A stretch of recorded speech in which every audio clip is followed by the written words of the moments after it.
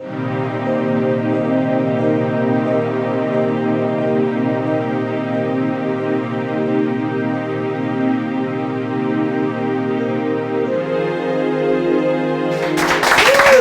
you. Well, it really is nice to be back. When I present at INACS, it's a very educated audience and well-informed audience, and that always makes it more fun for me because we get to go do a little deeper dive here than I might at a lot of other presentations that I do. It gets a little confusing inside my head sometimes, though. I left a message with my friend Kathy, and I don't think it came through very well, and she called me back and she said, "Oh, so I heard you're going to be presenting at IONS." And I said, "No, I did IONS in Houston. I did a presentation a few months ago, but that's not the message that I left you." "Oh, you must be talking about IANS, the International Association of Near-Death Studies, because you're going to be there in Denver on August 3rd through 6th, right? So it's IANS." I said, No, that's really not what I meant. I said, "Oh, you're going to be back at INACS again. Oh, that's the Institute of Neuroscience and Consciousness Studies. Is that?" I said, No, I told you I bought a new iron." So it can get a little confusing sometimes for me. Anyway, I'm delighted to be back here again. I want to start off by asking this question. How many of you either have even heard of breathwork, holotropic or integrative breathwork? Okay, so well-educated audience. How many of you have participated in some form of breathwork experience at one time or another? Okay. Wow. Okay, we're done. You guys already been there and done that. No, thanks. I'll be talking to you. No, I kind of get the lay of the land. I will apologize in advance, as I'm probably going to be talking about some things that you've heard before. If you've studied with Stan Grof or you've done integrative or breathwork or holotropic breathwork before, some of this will sound familiar and some of it may not. And then especially as I talk a little bit about the variations and iterations in transpersonal breathwork, hopefully that will catch your attention a little bit more and be something a little bit more new and fresh. So please bear with me if I'm sort of giving the storyline that you've heard before in other workshops. Some of this material I touched on when I presented on my book, The Quickening, the last time I was here. So again, I apologize. We're going to have to retread a little bit of that as we look at the lay of the land. But I promise you we're going to go deeply into the different kinds of breath work and forms of breath work and the different impacts that they might have and how they might differ. Imagine for a moment that there is a ritual festival that takes place in Austin.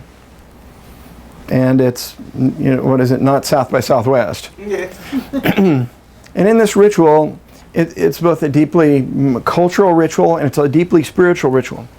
And people come from all over the state. In fact, they walk. They might spend days or weeks on the road, coming from all over the state of Texas to come to Austin for this festival. And this festival might last anywhere from 3 days to a week to 10 days, and it happens annually. And it is so vital and so important to the culture and to people's spiritual well-being that people put everything aside. They walk away from their businesses.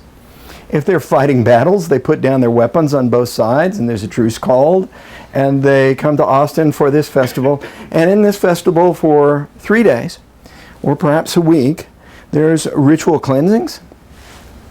And then in entering into a non-ordinary altered state of consciousness to have a visionary experience that takes them to a sense that they are more than their physical body and that they are more than just their egoic personality.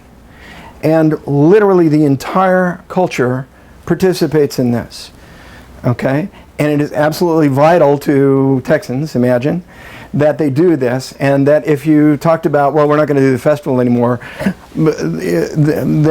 Texans would feel like the whole fabric of their culture would fall apart. It's that valuable to them. Now imagine that goes on not only for 5 years or 10 years, or 20 years or 100 years. Imagine that festival continues annually to be a source of cultural meaning and spirituality for 1,700 years. There was a time where spirituality and the coming together of spirituality and the entering into sacred realms other than our normal everyday consciousness was sacred and vital and important. And in ancient Greece, there was a festival and a ritual and a ceremony called the Eleusinian Mysteries.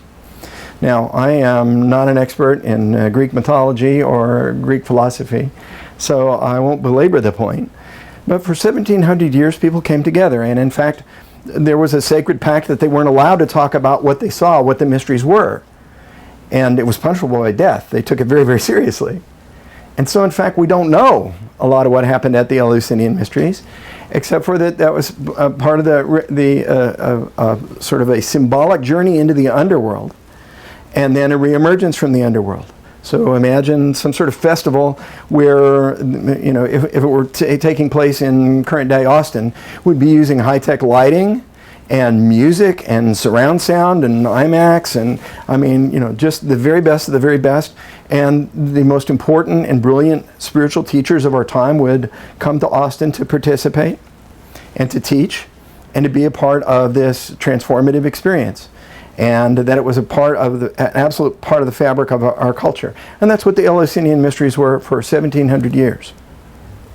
We don't have that so much anymore, do we? I mean, we sort of have rituals. We sort of salute the flag, or we put our hand on our hearts and, you know, sing the national anthem maybe. There are certainly social norms that we pay a lot of attention to.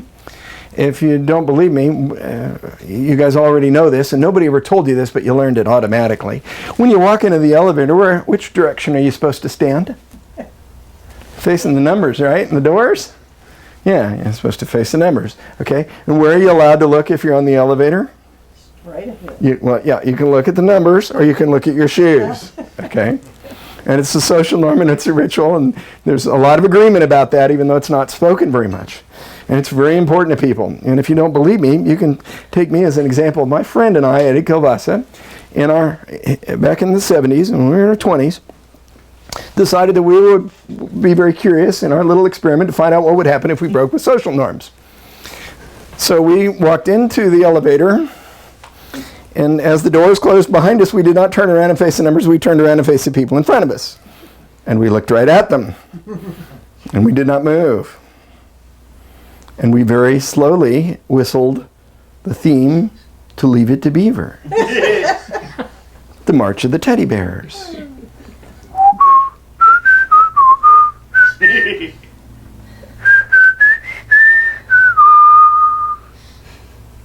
And in our little experiment, we found that 4 out of 5 elevator participants got off the elevator 2 floors earlier than they originally intended.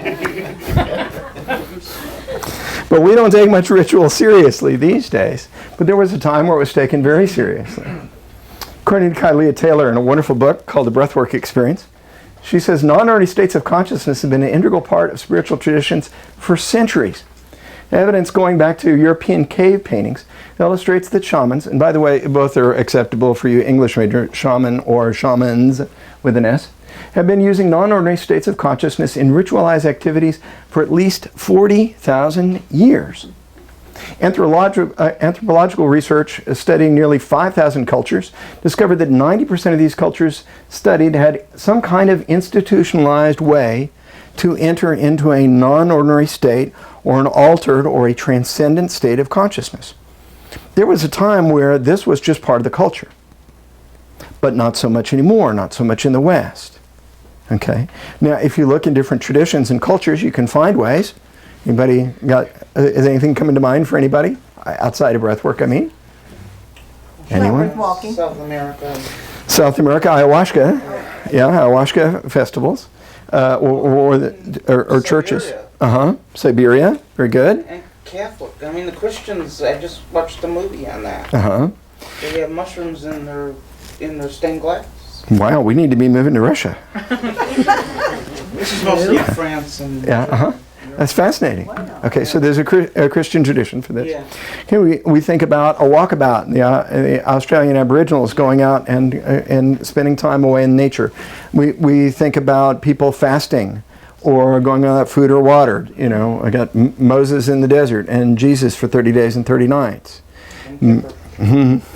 Yeah. So if we look deeply enough into different cultures, we can find different ways that people used fasting, used music, used sacred herbs, mushrooms, psychedelics, to enter into those non-ordinary states, and they came back transformed.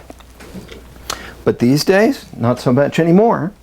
Now, a lot of our, not so much for the people in the room here, but for your neighbors and for a lot of people that live in Austin, Texas, that what they know about the divine or unity of consciousness or spirituality is basically secondhand from somebody else. Wilbert Alex, who's a contemporary shaman, anybody studied with Wilbert or know Wilbert? Says, I'm tired of people talking about spirit and mystical experience over and over. It's like going to a restaurant and licking the menu. Okay? There's a difference between hearing about spirituality and experiencing it directly. And this, of course, is the path of the mystic, the path of direct experience. Carl Jung, who you guys are going to hear some Jungian experts here in the next few weeks, it sounds like, was once asked, do you believe in God? And Jung famously said, no, I don't believe in God, I know there's a God. Because he experienced the divine directly. And it's funny, we know there are certain things that are ineffable that we know that we can't put words on. We tell our kids, you know, hey, tell me what sex feels like. Go to your room. Okay, what will it feel like when I fall in love? Well, you'll know it when you feel it. You can try and explain it, but we know what that feeling feels like. And people that have entered into what Stanislav Grof likes to call non-ordinary states of consciousness. He didn't like the term altered because it was pejorative, like something's wrong with it. But like switching from one channel on your TV to another channel, a different state of consciousness. And he called that, ordinary consciousness would be when we're driving across town, or when you and I are having a conversation. And non-ordinary states are when you're seeing past lives, or talking to people who've crossed over, or having mystical unitive experiences with the Buddha or Jesus, like famous mystics have and psychedelic explorers have had.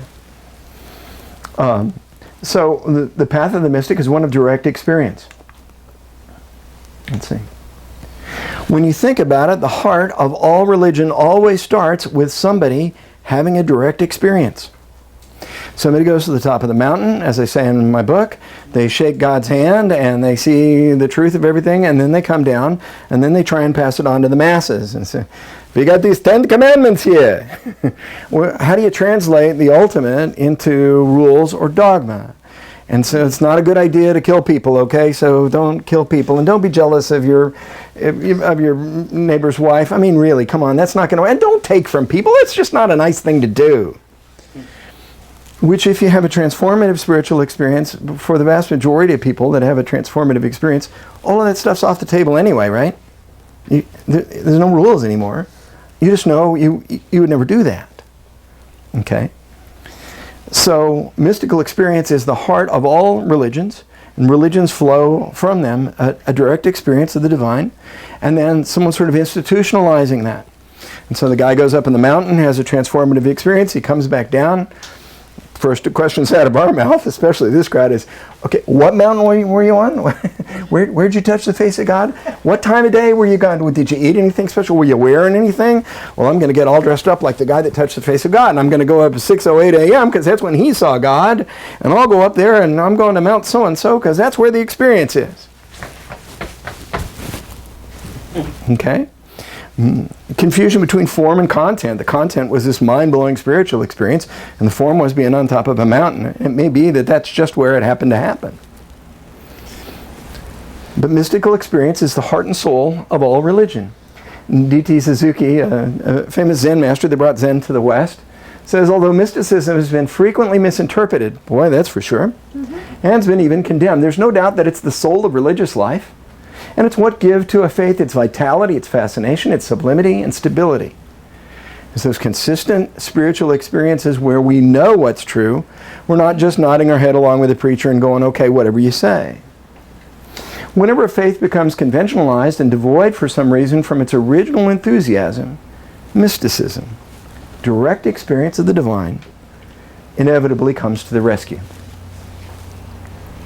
So, for years and years, Aboriginal cultures, native cultures, have had ways to enter into the divine. They use drumming, sort of dreamtime instruments, bells, tones, We're starting to have scientific explanations for that, as we understand that two detuned tones can create a shift in consciousness. As bells echo, a phantom tone can be heard by the brain that helps to shift consciousness. And this, for those of you, and I know you're out there, that have experienced HemiSync and binaural beat frequency CDs and audios know what I'm talking about. Okay, but it could also be done with people chanting in an overtone, or pipes, or music. How many of you have ever been moved to tears by music? How many of you, your favorite song comes on and you just lifts your spirits and all of a sudden you're electrified and you feel really, really good? Okay, I drive my fiance Jane crazy. It's like, life should have a soundtrack. What do we need to be playing right now? You know, what fits our mood right now? Do we need to be lifted up? Do we need to mellow out? Is that too much? Okay. So there are all kinds of different tools, not just hallucinogens or psychedelics, but we're not ruling those out either, that have been used historically to shift consciousness, to change the channel on the TV of our brain, if you will. And meditation, yoga, tai chi, we could go on and on. Okay, and they're effective to varying degrees for different individuals, and certainly certain people are called to certain forms of those, and they're drawn to them and they get better results from them. And others not so much. Ram Dass, a spiritual teacher, has a wonderful story that he tells. If you'll indulge me with a story allow me to indulge me and let me tell a story for a minute. He tells a wonderful story about these incredible trips that he's had on acid and on mushrooms and deep in meditation, his experiences in India. And he said, and on the front row there was this little old lady and she's nodding, you know. And the more she nods, Ram Dass says, the more I kind of get pissed off. Like, she can't really be following this. What does she know? You know, she's this, you know, meek little old lady who probably never left the boroughs of New York. And so he tells wilder and bigger tales, and she continues to nod and all. Finally comes over at the end of the lecture, he says, and I couldn't help but notice the more far out the stories that I told about being, you know, out-of-body experiences and past life, you just kept nodding and nodding. Do you really follow all this? And she nodded very gently and said, oh, yes, I crochet. Wow, okay, so we're sitting there saying our mantra over and over. We're listening to music in holotropic breathwork that has a consistent and a rhythm pattern that entrains the brain, and she's doing her crochet. And what's the difference between that and Hail Mary full of grace or the Tibetan prayer beads and saying the same prayer over and over, or a mantra, and she's shifting consciousness. So give you a whole new way to think about crocheting, doesn't it? Okay. So fast forward, now that we see that there's a whole history in different cultures, except for white folks in America, apparently, in contemporary Western culture, you know, and by the way, you can see the movement in the 60s to experiment with hallucinogens, certainly a blowback to that. And even arguably, it's sort of come and gone, but in the 90s and the 2000s, there were a lot of teenagers and college students that were doing X, MDMA, and they would go to clubs and they'd go to a rave and they'd stay up all night and dance and party. And some of those people had transcendent experiences, and some of those wouldn't know a transcendent experience if it bit them in the butt. But they were trying, God bless them. Arguably, you know, people smoking a little dope or even having a couple of drinks is someone that says, I want to get out of my current consciousness. I don't like the way I feel, and I want to have another experience. I'm not endorsing that. I'm saying, arguably, there is this sense of wanting to transcend our regular everyday consciousness. Is this all there is? Is Gregg just this body that grows up, gets some degrees, and tries to keep some people from killing themselves, and then dies? That's it? That's all there is to me? And of course, as most of you in this room know, because you've had transcendent experiences, there's much more to life than that. And that gives our life meaning and depth and power. So fast forward, it's 1956, and there's a young Czech man by the name of Stanislav Grof, G-R-O-F, for those of you that are new. He is a graduate student at Charles University, and he's among the first people to receive hallucinogens in a controlled laboratory setting. Now, he's kind of agnostic in his approach. He's a strict Freudian, but then pretty much in 1956 everybody was. We weren't getting very liberal at that point. and he is an empiricist. He believes in what he can touch, feel, and taste. And he has this white light experience where he's catapulted out of his body. He says, my consciousness was catapulted out of my body. I had no more boundaries. I became the universe. All kinds of cosmology, from the Big Bang, it's supposed to be bang, to black holes. Oh, big. Hey, if crochet works, why not Glenn Miller? I don't know. Da da da da da da da da da da da. Woo! Lots of bandwidth. There you go. Boom, boom. Okay. So from Big Bang to black holes and to white holes, he became the universe. Well, to borrow from another musical piece, how are you going to keep them down on the farm after they've seen Paris, which is a song the Doughboys sang in World War I. Like, after you have an experience like that, how do you go back in and try and study to be a psychiatrist and a medical doctor after you've unlocked the keys to the universe, or at least have glimpsed them? Well, for Grof, it meant that he spent the next 30 years or so of his life experimenting with hallucinogens in a controlled setting.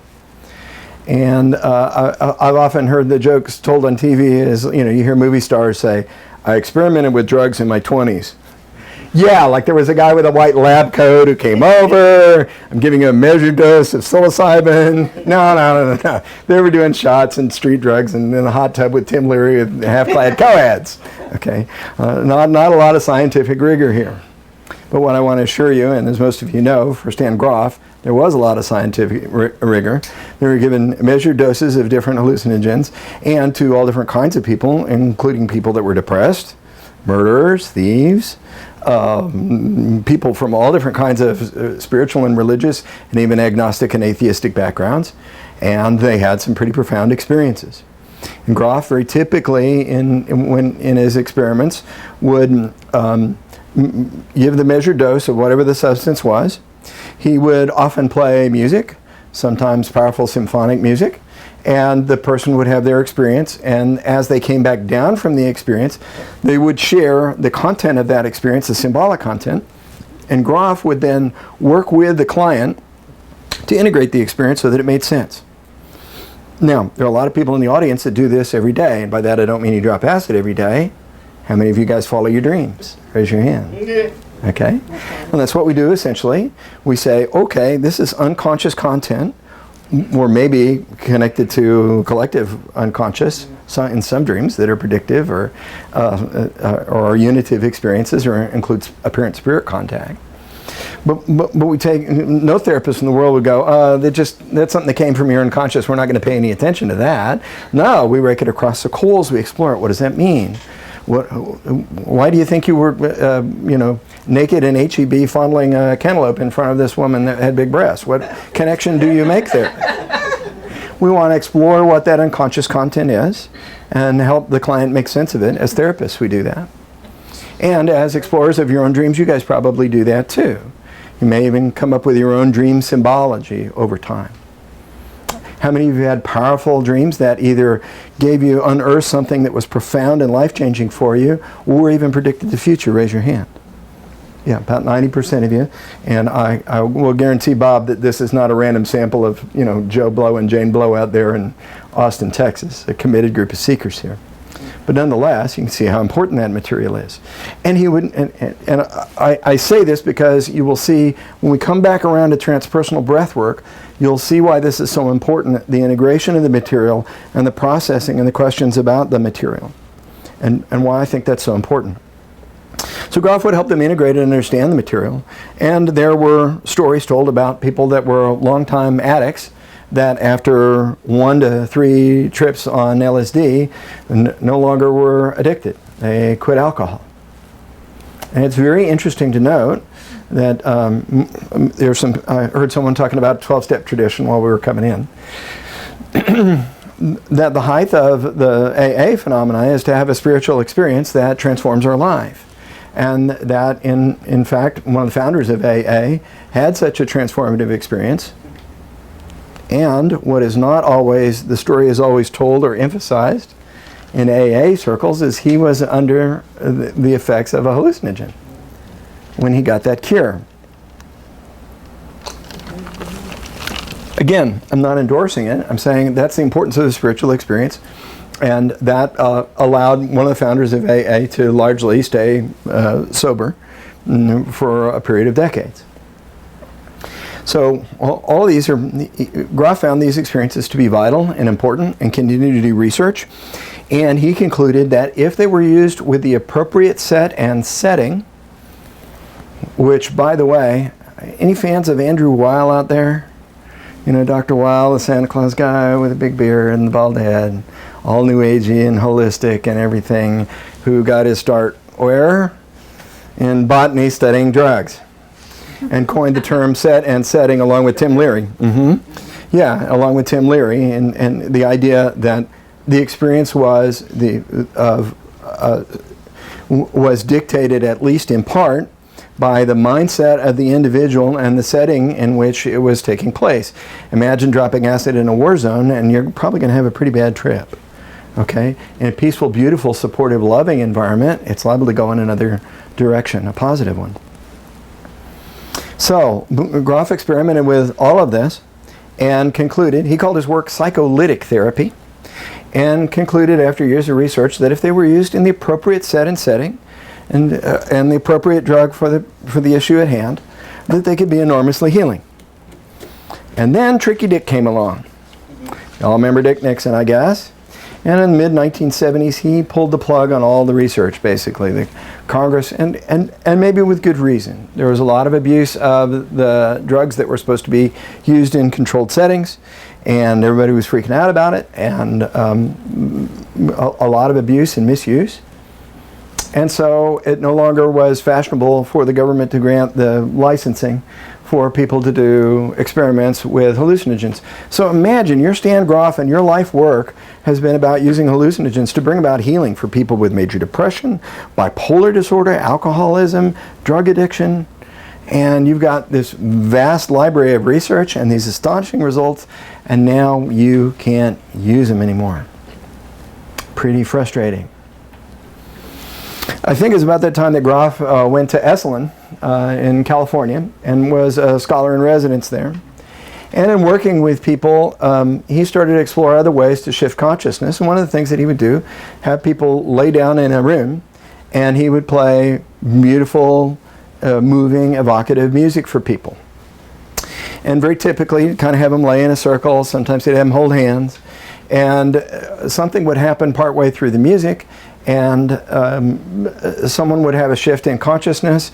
Maybe they had a profound spiritual experience. Maybe they started weeping over something, and it evoked something from deep in their unconscious. And then Grof would help the individual stop the music and would individually work with that person, and the group would be very supportive, and they would explore it and, you know, pull in other people, as good therapists do in a group setting, to help that person understand what their experience was about, make sense of it, and have the group make best use of it. Okay? But one day, as it turns out, Stan's back was really, really hurting him. And he just didn't want to be the person that day that held everybody's hands when somebody started to start crying or somebody got angry in the middle of a piece of music. And so he said, you know what, half of y'all lay down and the other half sit with them. And you take care of them. If they start to cry, you be the therapist. You guys are bright. You guys, you're hanging out here at Esalen. You know, you must be kind of awake. You probably know what to do. If they're sad, they need a hug. Give them a hug.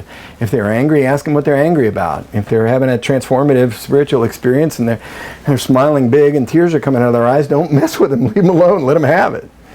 But, you know, he said, you don't have to be a famous psychiatrist to be empathic and be helpful to people when these are having these experiences, besides which my back's killing me. And something magical happened. And as people joined with each other, and so half the group was breathing, and since he didn't have to shut down the music, other people could continue to breathe and listen to music and go into their own experience, and each person had an individual, what Grof would later call a sitter, to be with them while they had the experience and take care of them. And then when the music ended, maybe 20 or 30 minutes later, these were shorter pieces of music, not necessarily 3 or 4 hours long. And then we'd get together and they'd sort of debrief and say, you know, what did you experience and what was that like? And it was a very profound experience for the people that were sitters too. And eventually Grof integrated in a kind of yogic breathing and a sort of a circular kind of breathing where the person took in more oxygen and CO2 and did so in a very rapid fashion, at least at the beginning of the experience. Now, it's Oliver, right? Was it you that was telling me that Grof told her, you heard him speak in a lecture and he said something about that he drew some of the information from Leonard Orr, is that right? I know, I heard that from a rebirther who worked with Orr, Yeah. who also knew Jekyll and Small, Yeah. and said that Grof actually worked with Orr and got that breath work from him and transported it, but then never talked about it. Uh-huh. Yeah, because I've never heard Grof talk about it. But I've heard a recording of Grof talking about it in music. Oh, really? Okay. Where he says it was kind of an accidental thing. He Yes. tells something of the same story. That's usually it. But that they discovered that the repetitive breath work led to the extensive things. He did it typically with himself as a sitter, and then the story you told her. Yes. So, as Jack Benny used to say, I only steal from the best. Yes, exactly. It's hard. It's very hard to tell. There certainly was one way to account for that, and who knows for certain, and it doesn't really matter as far as I'm concerned. Maybe for the history books, but in terms of our work here today, is that it was in the zeitgeist. It was a part of the collective, and it was beautiful. And there are certainly a lot of parallels between rebirthing, which started out in hot tubs actually with snorkels. I guess Leonard Orr started in his tub one day and had an experience of floating in the womb, and then how do you transfer that in and allow somebody to keep breathing? They would put them in a hot tub with a snorkel, and they would relive their birth experience. So, in fact, as Grof experimented with different hallucinogens, one of the things that he discovered was that people said they remembered being born. And this was very curious for Grof because at the time, and I think even today, there is a sense that infants, when they are young, they do not have a myelinization around the nerve endings in the brain, and that's kind of and I am, we need to bring Bob into lecture on this part of it because this is above my pay grade. But basically, it's like if you have an electrical wire and it doesn't have good insulation, it can't carry the current through it. So it was believed that we could not remember our birth, that we didn't have the brain function to do so. And yet here were people that were remembering specific things about their birth, and those things could be later verified by third parties. So part of Grof's theory as he moved forward, both in psycholytic theory and also in breath work, was this sense that often people would relive their birth and they were working through a birth trauma. What would it be like to be a child and be inside the womb but unable to escape and feel pressure all around you, but you can't escape and can't get away? And what if that becomes a life theme? Okay? And so I'm not going to get into perinatal matrices today, as again, we're going to get real thick into theory. But suffice it to say that part of what Grof saw as a theme both in psycholytic therapy and in breath work was this idea of people re-experiencing their birth and working through birth trauma that they'd experienced when they were infants. Okay, so we're coming up to date here. So transpersonal breathwork, my work is rooted in the research of Stan Grof, one of the founding fathers of transpersonal psychology. And it reflects over 40 years of research into non-ordinary states of consciousness at the University of Prague, Johns Hopkins. I was up in that area. I was in Nashville, and I said John Hopkins. I let it. Oh boy, the nurses came up and gave me bloody hell for that. Johns Hopkins, not John. The Maryland Psychiatric Institute and at Esalen. And so out of all of this work, and it was an iteration, and it did grow, and it did change, this work evolved into what he called holotropic breathwork, from the Greek word holos, meaning wholeness, and the Greek word trapine, which if that sounds familiar, it's the daring young man on the flying trapine. Trapine, moving towards, holos, wholeness, a kind of breathing that would move you towards wholeness. The totality of your being, or we talk about transpersonal psychology as being trans, like going somewhere, personal, going beyond the person, going beyond the physical body, going beyond the skin encapsulated ego, as Alan Watts would say, to some higher part or higher function or larger part, or maybe even the only part or ultimate part of who we are. And that this kind of breathing could take us there. Okay, so time for a wee video, especially for those of us that are new to breathwork. Long ago, the ancient ones knew the paths to wisdom. The elders of the tribe, the shaman, the medicine men, the holy ones, knew the way to the sacred center, where all life begins, and to which all life returns. They knew how to use sound and movement and sacred herbs to journey into those realms, and they returned healed, and as healers, they learned to cast out the evil spirits of fear, disconnection, even sickness. They learned to listen to the guidance of their ancestors. They knew the peace of the inner worlds. But 300 years ago, with the rise of rationalism and the emergence of the age of reason, the way of the ancient ones was lost to the Western world. Until now.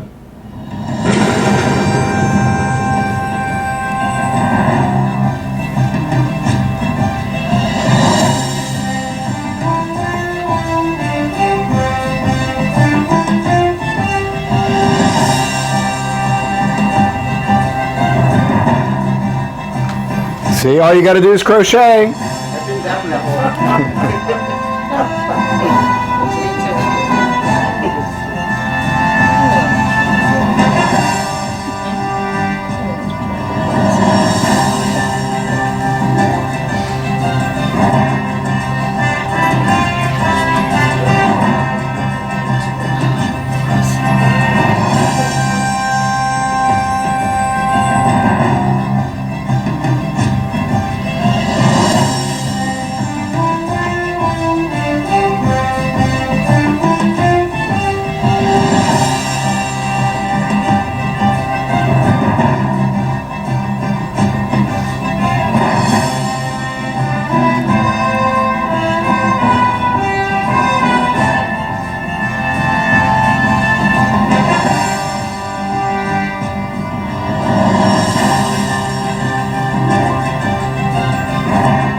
The incredible inner realms of the world's mystics and shamans are now within our reach.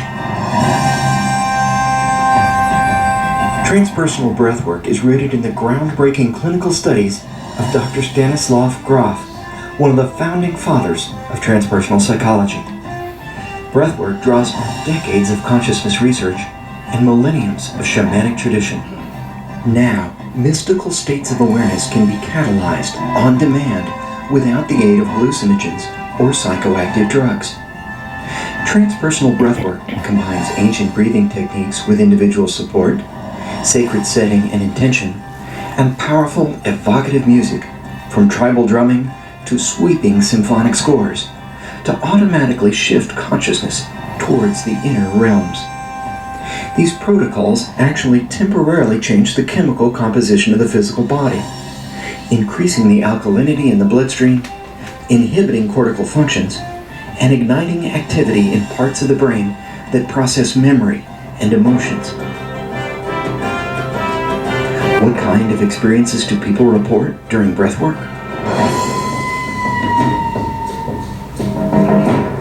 Visions of death and rebirth.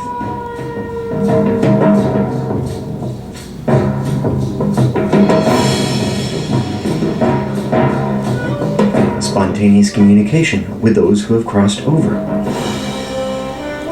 Journeys across time and space.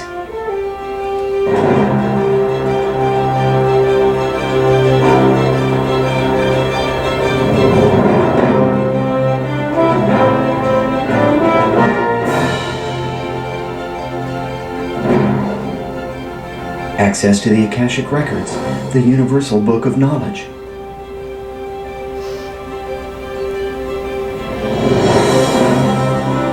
Cathartic release of pent-up, painful emotions.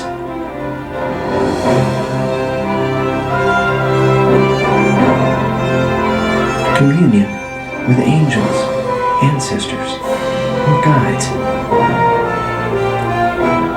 Organic resolution of phobias and childhood trauma. Dissolution of transitory ego identities.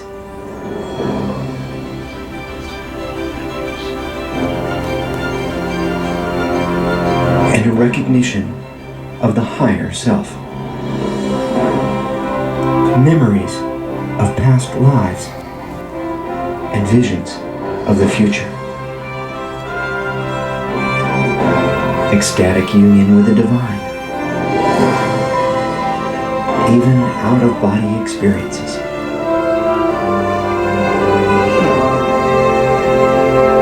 These 3-hour healing journeys typically resolve with a sense of bliss, freedom, relaxation, and peace that can have lasting effects.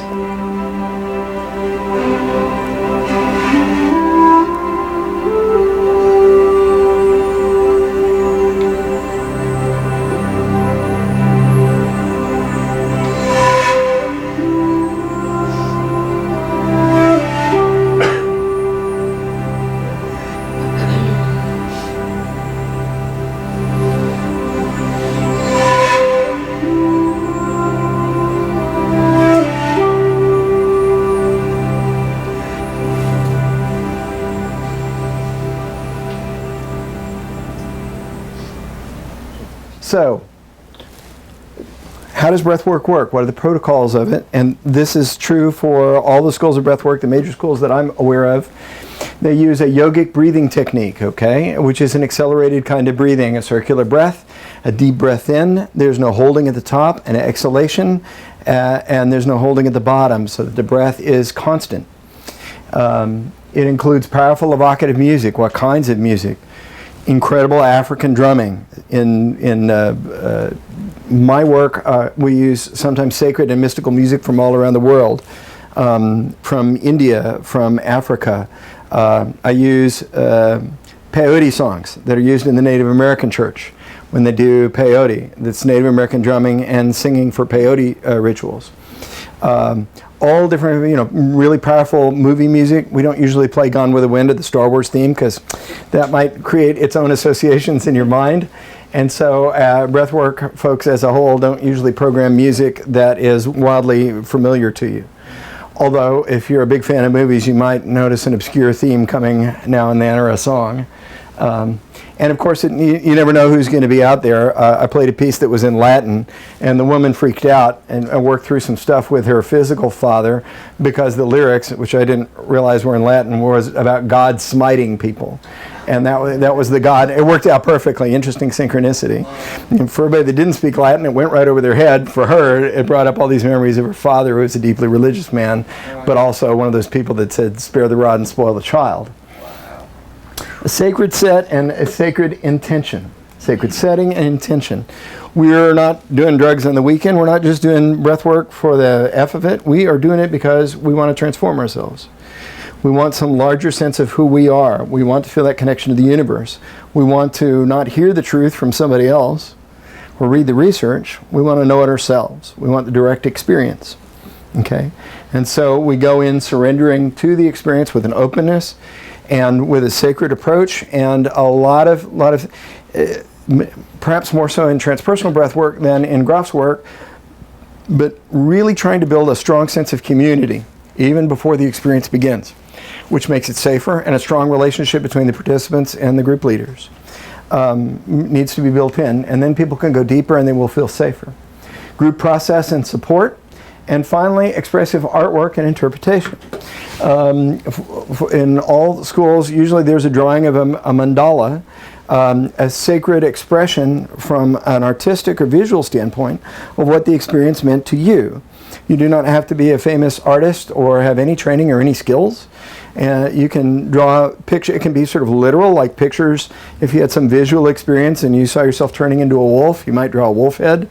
For other people, it's an abstract vision. And this purple was what I felt when I felt really sad, and this yellow represents this amazing light that I came in contact with, you know, and it looks like pastiche or abstract. It's not to impress anybody. It's to allow your left brain to ground the experience in some way pictorially so that you can come back to it. And you don't have to run it through the, you don't have to run it through your left brain, you can run it through your right brain, the creative and emotional part, if it's captured for you in a picture form. Does that make sense? Okay. So all of these, and all the schools of breathwork that I'm familiar with, all of these are used. Can these experiences, and again, there may be a few that haven't experienced this, but well, let me ask it this way. Ain't nobody here but us chickens. Maybe we should turn off the video cameras for this one. How many of you have done psychedelics or done sacred substances, if you will, either in a recreational setting or with spiritual intent, and have also done breath work? How many of you have done both? Raise your hands. Okay, your speaker has. Did you find the experiences roughly comparable? Breath work leads to more integral experiences, hands down. Yeah. Okay, you heard from Oliver. He ought to know. More supported in breath work. Yeah, I think so. I did it. I was a kid when I did psychedelics. Yeah. And although it was fun, it's the profound experience with breath work. Thank you. It's incredible. Truly, yeah. Set and setting makes a huge difference. And my experience is very limited. I did mushroom once when I was in my 20s. It was an interesting experience. Breathwork changed my life, yeah. and continues to every time I do it. So, from my perspective, it's a better experience. Breathwork is an incredible way to integrate a psychedelic experience. Yes, we've had that happen before too, and you may have had that, or other people have had that. You can go to 10 years of talk therapy. And you do one breathwork experience, and you've gone leaps and bounds. Hence the name of the book, my dear, The Quickening. Yeah, I agree. The book, by the way, has a whole chapter on transpersonal breathwork, and also on ways to accelerate in your spiritual journey. Like, it doesn't have to take as long, and Zen's been saying this for years, but it doesn't have to take as long as we think. Our psychological journey, our psychological growth, our spiritual growth, it does not have to take as much time as we think it does if we apply the right tools and come with the right willingness and attitude.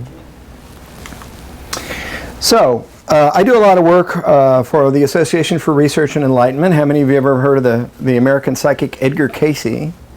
A gentleman that did 14,000 trance readings, could lay down and diagnose someone that lived 1,000 miles away that he'd never met before, and just given their name could diagnose them medically and tell them what they needed to do to cure themselves. And statistically, when people did that, about 85% of the time they got completely better. Pretty amazing guy. When I lecture around the country and I talk about transpersonal breathwork, I get the WWES question. Well, what would Edgar say about this? Did Edgar say breathwork was okay? Is it sacred? Is that cheating? You know, you have to work hard, don't you, to get spiritual? You have to meditate every day. You can't just kind of hop off in the cosmos. What did Edgar say? Well, did Edgar say it was okay? Is there a reading about that? Blah, blah, blah, blah, blah. People can be pretty passionate in the ARE, and if you know some people, Lois! Thank you. No, I'm teasing. Lois is great. She's going to be watching this video, and they'll be hell to pay. I'll never live it down. No, people are pretty passionate, and they do want to know what Edgar says about it. So that's the what would Edgar say question. Well, there was no breath work in the 30s and 40s and the 20s when Edgar was giving these powerful psychic readings. But this woman came to him and she asked about this sort of yogic breathing that was an accelerated circular breath that she described. And in fact, Edgar did have something to say about that. And here's what he said. For in the body, there is that center in which the soul is expressive and creative in nature. And by this yogic breathing, this may be made to expand upward in an upward trend, and it opens up the 7 spiritual centers of the body. In class, what would those centers be called? Oh, ding, ding, ding, ding. Everybody gets a gold star and you go to the head of the class. Thus, an individual puts itself into association with all that has ever been or may be, for it loosens the physical consciousness to the universal consciousness. shut the front door. What? Thus, an individual puts itself into association with all that has ever been or may be. The Akashic Records. The collective unconscious. Yeah. Like, through that breathing, that contact is possible. Wow. He goes on to say, for it loosens the physical consciousness to the universal consciousness. And here's how we would say it now. It shifts the egoic identity. I'm identified with Gregg. Hey, got a little hair going on there, Gregg, and you're a little chubby. And hey, how about those fancy letters after your name? And wow, I wrote a book, I'm somebody. And I identify as that guy. Okay? But if I can let go of that guy, and I do my best work when I do, if I can let go of that guy, if I can shift away from the physical consciousness, I can move towards universal consciousness. And this breathing is a part of that. But it gets even better than that. As it turns out, I dug deep into the Edgar Cayce readings and into Edgar Cayce's writings. And one of the things that he wrote about is what it's like for him to go into trance. And when he would give his trance readings, he would start like this, and he would kind of breathe normally. And then he'd put his hands up over his forehead, and he then would suddenly, spontaneously, start to breathe rhythmically and deeply without end for several minutes, sometimes 10, 15 minutes at a time, which is what we do in breath work, right? So, doggone it, Edgar was doing breath work, at least as a part of his modality, to shift from his physical identification with the physical consciousness to the collective. So he's doing the same thing that we are doing. And Cayce, even if you don't know much about him, he gave amazing readings, incredibly accurate psychic, okay, by and large, said that everything that he could do, we could do as well. If we were willing to subjugate our egoic consciousness and set it aside to the collective. And here's the doorway in, and breathing was actually a part of how Edgar did it. So, pretty amazing stuff. We talked a little bit about the kinds of experiences, and I'm going to touch on this briefly for the folks that are new.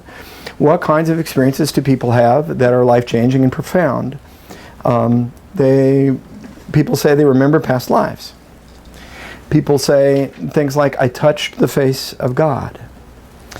Some of these stories you might have heard the last time I talked. I had a lovely young lady who, I mean, among the, all of us get various forms of abuse in difficult families, and, one level is, Dad didn't come to my football games. And, that hurts, and it's sad. That guy wanted his dad there. And then there's stuff on the other end of the spectrum, like this young lady who was sexually and physically abused and probably saw somebody murdered in front of her. And we'd done a lot of work using some other techniques that some of you may have heard of called brain spotting and EMDR, and she was coming along and resolving a lot of that and getting more stable in her relationship with her boyfriend and trusting me as a man more, and she's getting past some of it. But whenever she would talk about God, she would say, I can't see God as a man, I can't see a masculine deity, because every higher power that I had that was male, not such a great experience. They abused their power over me, so I can't, I always think of it like a goddess. And so this young lady laid down in breath work, and our breath work experiences, like Grof's, are 3 hours long. She's breathing for the first hour, and she pops up and she says, I'm done. And I'm thinking, you got another 2 hours, you can keep breathing, and people do that. They'll have a complete experience in the first hour, and then they go back in and have other adventures. Anybody out there ever done that? Like you had more, at first you saw some past lives, and then you did some family stuff from when you were a kid, and healed that, and then, hey, it's Jesus, or whatever. Hey, Sus, how you been? Okay, so she did an hour, and I said, you can keep breathing? She said, no, I'm done. I'm totally happy. I said, wow, okay. She came back and shared a story with the group. She said, I went up through the veils of heaven. There was like these beautiful, colorful veils, and as I passed up through them, it was like going through clouds or something like this, and every level took me higher and higher, and I met this beautiful, radiant goddess. She was like almost like a fairy, and she was resplendent, all the rainbow of different colors, and she embraced me and loved me, and we chatted for a while, and she said, hey, there's somebody I want you to meet. And so they go up and they go to another level, and the goddess is there, and she said, this is my brother, Jesus. And Jesus is like, hi. He's in blue jeans, right? no white robes or anything. He's just like a casual kind of guy. How are you? And she really likes Jesus, and she's good with Jesus. And they chat for a while, and the goddess, they kick stuff around and talk and hang out for a while. And well, you got to meet Dad. And they go up to another level, and there's this incredible kind of white light experience that she has. And she sees that they're all one, and that one is no more or no less true than another. They're just manifestations. And she said, I think I can forgive men in general now. And I can see that a higher power can have masculine elements or take a masculine form and not be against me, because this one loved me and I felt very safe with a male energy, maybe deeply for the first time in my life. When we used to produce breathwork pretty regularly, and we're getting back into the flow of that. I spent the last 5 years seeing my parents through God's other door and taking care of them in College Station, Texas. So the workshop sort of went on hold for a while. But when we did this regularly, people would very often come back because they'd have a really cool experience and they'd want more. How many of you done breathwork more than once? Yeah, second helping, please. This is pretty cool stuff. So she came back, and we talked a little bit, and she said, I want to show you something. She tried to take her blouse off, and it's like, whoa, what are you doing? She said, no, it's not like that. I just want to show you something. And she lifted up the back of her shirt, and she had tattooed on her spine the 7 different chakra levels lined up with the places where they would be on her back, that she went up through to the highest level to meet God, Jesus, the goddess at, which was this beautiful, resplendent, shining light at the top of it. And she said, I never wanted to forget that experience. So I had it tattooed on my back. It now goes with me wherever I go. It was that important an experience to her. So I hope if you haven't experienced breathwork, that you can see how potentially it can be life-changing. Remembering a past life and why you have a certain relationship to somebody that you love or somebody you hate. Directly experiencing the divine. We had, in one workshop, we had a lady who became Jesus and was crucified on the cross. And I said, what was that like for you? And she said, it was beautiful. She said, I didn't feel any pain at all. I felt enormous compassion even for the people that crucified me. I truly understood what was in Jesus' heart when he said, forgive them, for they know not what they do. They were like lost souls. They didn't know what they were doing, Abraham Maslow once said, if there's a devil, a contemporary of Grof, if there is such a thing as a devil, it's much more like an old lady stumbling around down in the cellar in the darkness trying to find the light switch, kicking everything over, than it is a malevolent presence. And sure enough, that's how this woman, as Jesus, experienced the people that crucified her. She had nothing as Jesus for love and an understanding for them, and she experienced no pain. You guys are already starting to get a sense of me. I said, that sounds pretty cool. It would be nice to bring Jesus back. I found the piece of music that she was listening to in the audio track. I replayed it to her. She breathed back into the state, and we all knelt in front of her while Jesus blessed us. I don't know what the master feels like, but it's pretty close to that, And it was just amazing, and she was just lit up. I was going to say lit up like Christmas, all puns intended, right? Just absolutely lit up, and streams of light and energy and chills all going down through my body. And the 3 workshop leaders, we all know, it's like, hey, I'll have what they're having. I'm not going to miss out on this. So first everybody knelt in front of her, and she blessed them, and then she blessed us. This is an amazing experience. You can imagine how much that, we were secondarily just present. It wasn't even our experience, and we were affected by that. Okay. Enough all this airy-fairy, icky, sticky, gooey, mushy, spiritual stuff. Let's get down to some science here. We'll bandy about some good psychological terms. How does this stuff really work? Okay, and these are my theories about transpersonal breathwork, which is my work. Which, by the way, before we go any further, I probably should talk a little bit about why I'll get to my iteration in a minute. What happens in any kind of breath work? By the way, I came up with my own iteration called Transpersonal Breathwork. Been doing it for about 20 years now. That is not a slam against holotrope work or integrative breathwork. I've done them both. They're both wonderful. I saw some things that I wanted to tweak in the model, and if I am to tweak somebody else's model, I'm no longer allowed to practice if I'm not doing their protocols, and I shouldn't be, by the way. Not because I'm evil or bad, but it's like they have their model for this and I have mine, and I tweaked and made some changes, and we'll talk about those in a minute. But first, in general, how do all these forms of breathwork work? And some of this is my own theory. When Freud first started, he was into what we call abreaction. Now, you probably, even the most common lay people have heard the sense it was a cathartic experience, meaning that someone that had been sad about something had withheld that sadness and been able to give it a chance to express it in an open environment. And so when they got a chance to cry, they felt a little bit better. It's like, oh, I'm so sad. Woo! They cry. They get a hug from somebody. Hey, I feel better now. Somebody sees that I'm sad about the loss of this person or the breakup that I've been going through. And I feel like you care about me, and I feel better about that. So this is Freud's idea, was the expression of feeling was helpful. And he drew a distinction between catharsis, which was just an expression of it, and an abreaction, which was a deep sort of heaving down to your toes, down to a cellular level expression of anger or sadness or joy or bliss. And in the front end of Freud's work, he thought that was incredibly healing and encouraged that. And towards the tail end, he started to do free association instead. And remember, Freud is the guy that had the people laying on the couch and not making eye contact with him, partly because he didn't want them to project on him. He wanted to kind of stay neutral, and partly because Freud was incredibly uncomfortable looking at people in the eyes.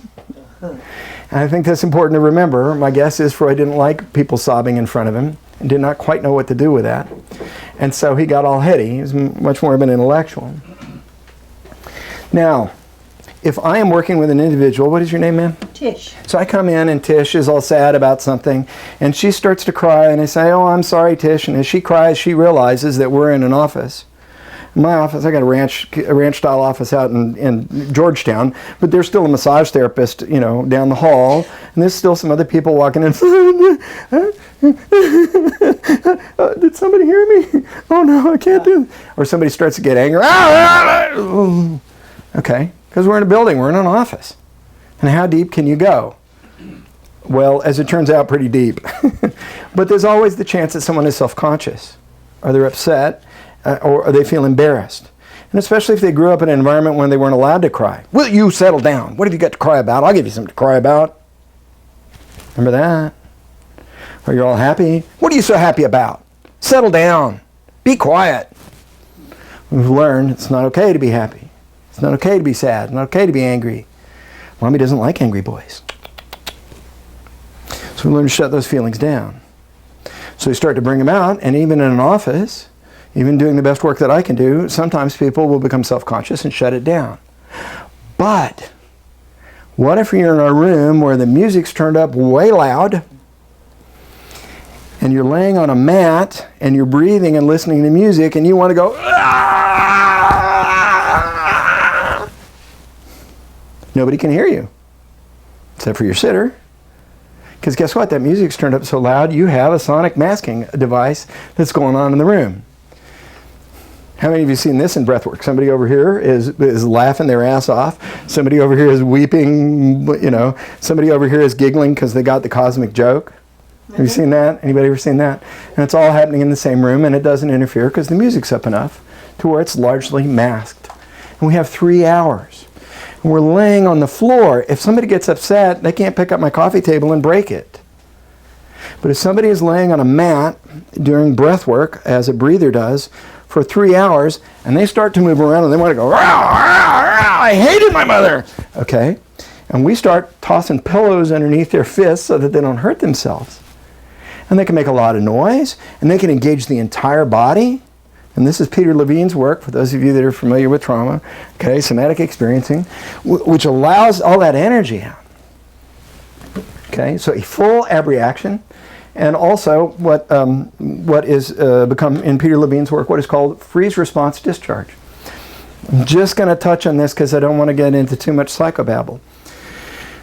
When we are frightened, you might have heard the fight or flight response, right? So Dad's yelling at us and we're 4 years old. It's like, ah! And we want to run away, but if we do, he'll chase us and spank us. And we want to go maybe kick his butt, but it's Dad and he's bigger than me and I depend on him for dinner and a roof over my head, so that's probably not a good play. So there's a third response that the amygdala triggers besides fight or flight. Anybody know what it is? Dad, don't hit me. It's like, I'll be real still, I won't say anything. If Dad's drunk and he's upset and I don't give him any back talk, maybe he won't hit me. If Mom's angry because I'm making too much noise, if I'm really still and really quiet and I freeze, maybe she won't spank me or send me to bed without supper or take my dessert away. Okay? So all that energy frozen in the system. Now if something comes up around it and I want to discharge it, but I can't because what am I going to do, scream or holler, or people will talk? Okay? If anybody has a history of trauma and you've gotten triggered, you know it can get messy. Why are you screaming at me? All I said was, how was your day? It's exactly what my mother used to say. She always wanted to know, did I study hard in school? And you're just cross-examining me. And oh, where the hell did that come from, Greg? She asked me how my day was. Okay? And that's that freeze response discharge. It's not an issue with my mom, by the way. But it could be. So, in breathwork, 3 hours, you're laying on a mat, you're listening to all this powerful tribal drumming, sweeping symphonic scores, tear-jerking movie music, okay, peyote ceremony stuff, and you can do whatever you want. You can laugh, you can scream, you can cry, you know. Do you all remember the Alien posters from the very first Alien movie? It said, in space, no one can hear you scream. In breathwork, no one can hear you fart. It's great. You can scream, you can laugh. I got a sign, one of the signs that's on the wall in the breathwork room. It says, thrusting, screaming, crying, sobbing, laughing, shrieking, yelling are all okay here. Pretty much whatever Mom told you not to do at the dinner table is all right during breathwork. Imagine how freeing that is. Have you ever been really, really sad and just say, I want to cry. I just want to tell people how upset I am about this whole thing. Or I'm so angry if my husband or my wife would just listen to me. But they don't. And we don't get heard. And we want to be. And in breath work, boom! Imagine the freedom in that. It's incredibly liberating. Number 2, corrective emotional experience. If when I was upset as a kid and wanted to cry and Mom and Dad didn't comfort me, then what corrects the mind in that experience is someone being kind to me. So, oh, Greg, I'm so sorry. Oh, 5 years, you must miss your parents. I'm really, really sorry about that. Wow, somebody understands me. In breath work, your sitter's sole job is to be there with you. And if you need a hug, they'll hug you. And if you need Kleenex, they'll hand you Kleenex. If you need another pillow underneath your head, they'll put another pillow underneath your head. When was the last time in your life where for 3 hours somebody just looked after you? If you got a massage, maybe you got 50 minutes of that. The sitter's sole job is to look after you. And there's no unspoken deals here. It's not like you owe them dinner afterwards, because guess what? Your sitter, the person you partner with, is going to breathe later in the day and you guys will switch places. So it's all handled. It's all overt. It's all above board. It's not like, well, I cried in front of them and now, boy, they're going to want me. I'm going to have to buy them dinner. Or now I'm going to have to come over to their house and let them drone on about their Uncle Max that they hate so much. Oh, it's going to be awful. It's like, no, we know exactly what your deal is. And that person is there fully and completely for you. Okay? A lot of people get a little healing from codependency out of this, you know? Because it's like, oh, I can get my own Kleenex. No. Here, you hand it. Oh, I'll get the pillows. No. Let Sam get the blanket for you and the pillows for you. No, I'm fine. Really, I don't need anything. No. Practice accepting. Which reminds me, you know what happens when a codependent drowns? They see somebody else's life flash before their eyes. Corrective emotional experience. Dual focus perspective. What do I mean by that? You're experiencing yourself in a past life and you're also watching yourself. You're seeing yourself at 8 years old releasing all the pain and the sadness that was caused when your father abandoned you.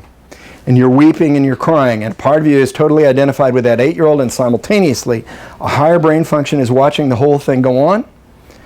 It's a form of mindfulness. Okay? In the same way when we meditate, here's this thought. I wonder what's for dinner. Oh my gosh, I forgot to get the kids a present for Christmas. I wonder if I'll be late for work tomorrow, how bad traffic is. And we watch our thoughts go by. It's a dual focus. This is an intense dual focus. There's something really powerful about going, I feel sorry for that 8-year-old, and I'm not 8 now, I'm an adult. And the 8-year-old in me cries, and I release it. The 8-year-old gets a corrective emotional experience and is cared for. The 8-year-old feels better, now he comes with me into the present. Okay? And I can let go of the trauma. A dual focus perspective. A transpersonal perspective. You know, if you see, there are times where we take our own lives very, very seriously. For those of you that believe in past lives or have been in regression and remember past lives, if you see this is one in a series of lives, you don't take this one quite so personally. If you see that you experience your death in another life, another lifetime, and you see that you've lived through it, I know that sounds funny. And we all did. You know how I know that? Because you're here now. So I know you made it. Because you're here. But if you live through your death in another lifetime and you experience that, you have a whole other perspective for what death is going to be like this time. If you can float above from a transpersonal perspective and see another life and see the things that you did and the mistakes that you made with love and compassion, then you can take that perspective into this life sometimes. Wow. Reassociation with emotions and kinesthetic experience. And some of this, obviously there's a lot of layover between all of these. I mean, a lot of commonality here. But what do I mean by that? Again, if we were told not to cry when we were kids, nice boys don't get angry. Will you settle down? You're too happy. To be able to reconnect with those emotions and literally get our body back. Fritz Perls, the father of Gestalt psychology, has famously said, the idea of therapy is to go out of your mind and come to your senses. Eckhart Tolle says, if you want to know what's true, listen to your body. Your body will tell you the truth in the moment. Maybe not the ultimate truth, but the truth. I'm not sad, says my client as tears run down their face. Gosh, Missy, you seem to be crying. Oh, no, I'm not sad. Is she not sad? Or is she completely disconnected from her physical body because she was told not to cry as a kid and she learned to smile real big, be sunshine in everybody for mom and dad? Wow. So you can reconnect with that, good and bad, your own kinesthetic experience of your own body, your own emotions. Direct mystical experience. It's cool when you meet Jesus. It's nice when you talk to Aunt Agatha who's been dead for 20 years and you go, wow, maybe life really does go on. And finally, forgiveness and closure through a parent-spirit contact. Has anybody had an experience where they met somebody in breathwork that had crossed over? You had that experience? And you don't have to talk about it if you don't want to. Anybody want to share a 2-minute version of that? My very first breathwork experience was a week after I had finished a spirit releasement therapy course or exorcism. I'm going to cry. Sorry? My deceased grandmother came to me and took me to my grandfather's grave where he was still caught. He was a mean SOB, and it was a spirit releasement thing, and angels took her away. It's beautiful. At the end, I thought, I can't imagine a more convincing evidence of both the spirit releasement work and the breath work, both of which were new to me. There you go. Yeah. And that tells you the truth through a direct experience. You don't have to guess at it. It is for you, and that doesn't mean anybody else in the room has to believe in it or should. But for Oliver, it's self-validating. And again, I don't believe in God. I don't believe that spirits live on. I know they live on because I've seen them and I've met them, says Oliver out of this experience. So all of these, and there are other aspects too. But I really dug deep to kind of look at what is going on, because different experiences can happen. Obviously, there can be experiences where people encounter their biographical material from their current life, where something in childhood or in adulthood or a trauma that's unresolved surfaces and then gets processed. And then there are sort of mystical experiences like past life memories, and then unitive experiences where we meet people who've crossed over or the divine. And there can also be insect and animal experiences. Stan Grof one time became oil. Can you imagine that? I can't. I have a little trouble with that.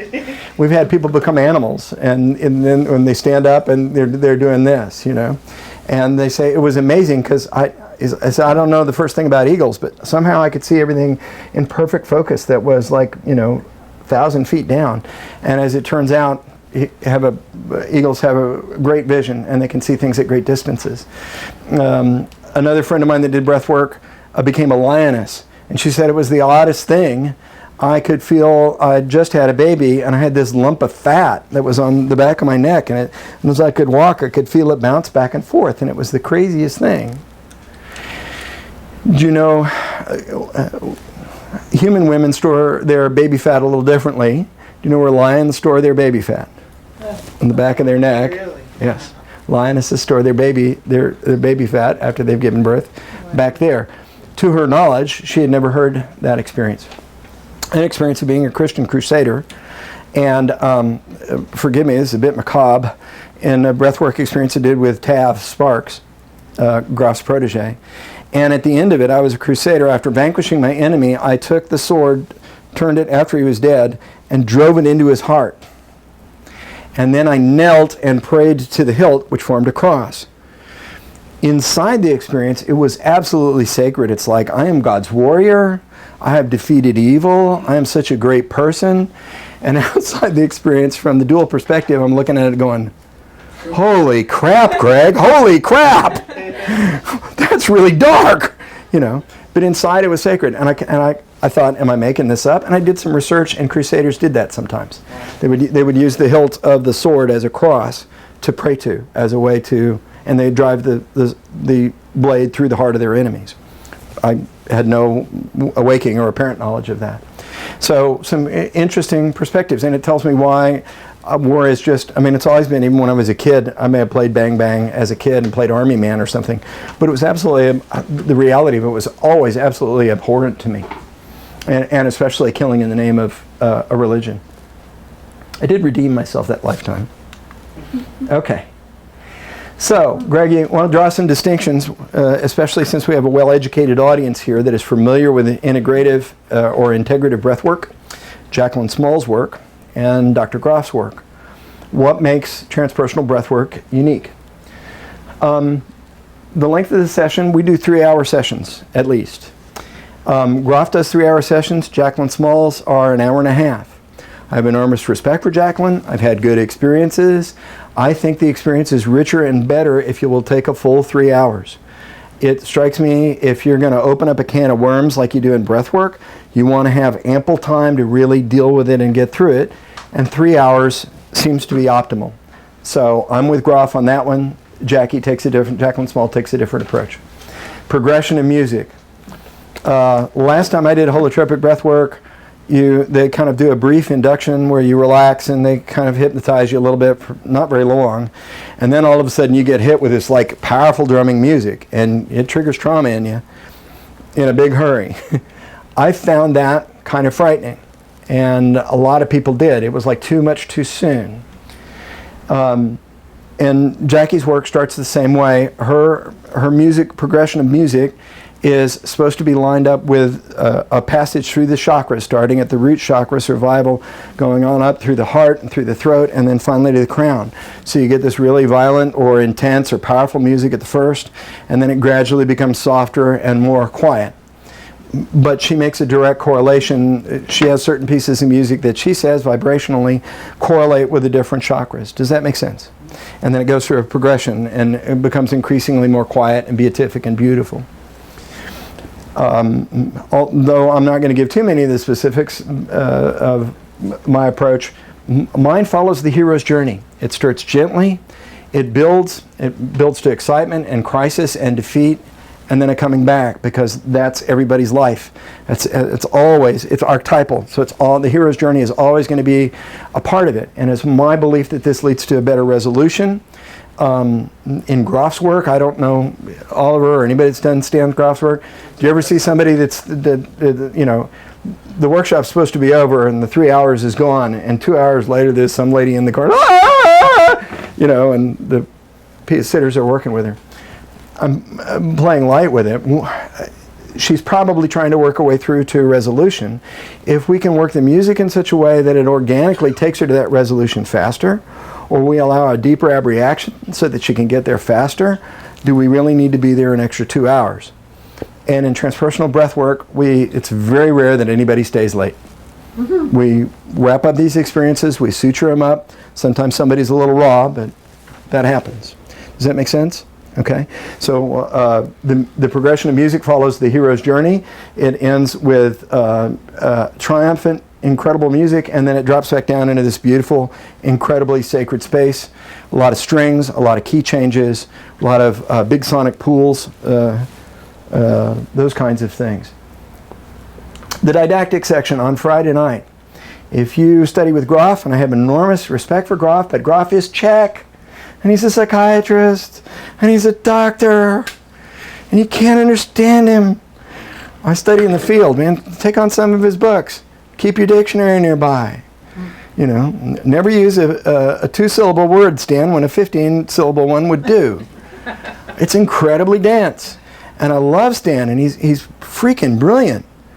But for Joe Blow off the street that are new to breathwork, and they're going to talk to Stan on Friday night for 3 hours about how breathwork works, a lot of that stuff's going to go flying over their head.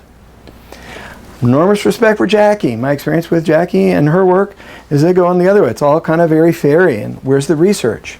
And what's the history on this? And tell me why I should believe in it. And why? Oh, it's so wonderful. Okay, I'm exaggerating. But it was a little too airy-fairy. It wasn't grounded enough.